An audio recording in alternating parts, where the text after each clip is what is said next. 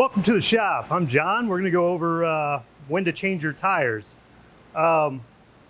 Here's an obvious one. Your tire looks like that. You want to go ahead and get that changed as soon as possible.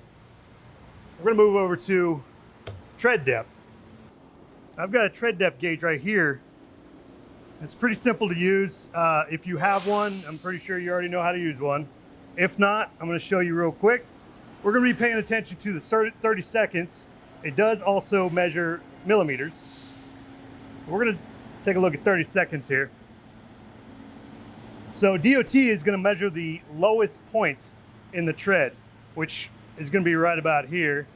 But for training purposes, we'll go ahead and go over here. So you go ahead and push it all the way out, put your point down in the middle of the tread, press it down until it's flush with the tread.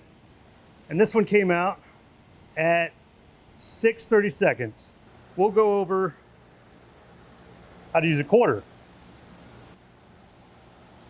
So we know that this is 6:30 seconds. If we take a look at this quarter, we'll notice that the tread comes up to the bottom of his neck.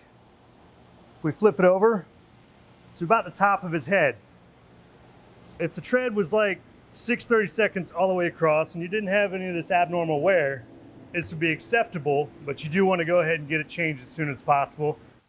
CFI's minimum tolerance for trailer tires and drive tires is 430 seconds.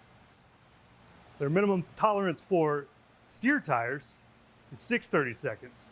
So if you measure them at around that time, you want to go ahead and get them changed as soon as possible. That's all there is to it.